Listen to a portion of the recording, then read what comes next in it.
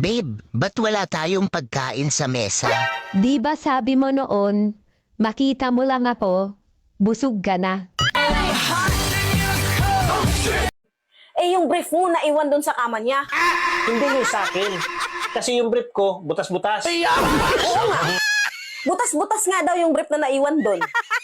Akin nga yun. Pero hindi ko siya inaraw-araw. Itinatanggi mo pa? Nakitang-kita ka sa CCTV na inaraw-araw mo?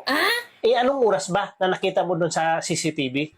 Sabi ng friend ko, pumupunta ka doon 7 p.m., 8 p.m., and 9 p.m. Hindi nagsisinungaling yan.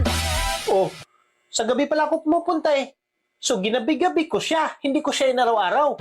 Sinungaling siya. Yan ang sabi ko sa iyo eh. Huwag kang basta-basta maniniwala sa kanya. Ano bang meron sa kanya na wala sa akin? Magkaiba ba ang itsura sa kanya at sa akin? Pareho lang. Maliit lang kasi yun sa'yo. Bakit mo gustong-gusto mo paglaruan ng mga babae? Eh di ba ikaw naman nagturo sa akin yan? Sabi mo pa nga, laruin mo muna bago tuplok.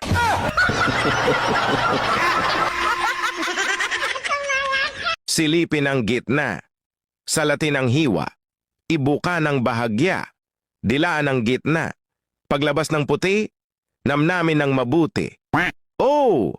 Ganyan ang tamang pagkain ng Oreo cookies. Ang sarap, di ba? Huwag kung ano-ano ang iniisip.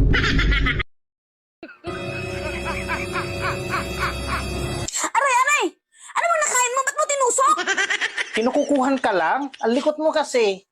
Kaya naano tuloy yung kamay mo. Nangingialam ka kasi.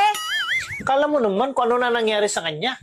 Sobrang galit na galit. Hindi naman nasugat. Alam mo, mabaon lang ng kunti yan. Sobrang sakit niyan. Para kang maiihi sa sobrang sakit.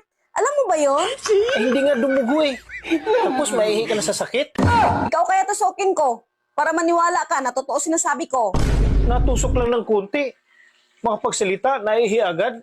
Nag-iinarte ka lang eh. Alam mo, pakialamero ka kasi. Mabaon na ng ganito, kaiksi yan.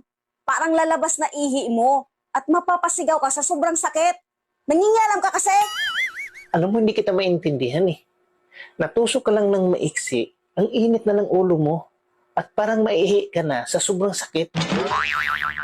Pero pag natusok ka ng halos isang dangkal, pag isang dangkal ba, hindi ka naiihi.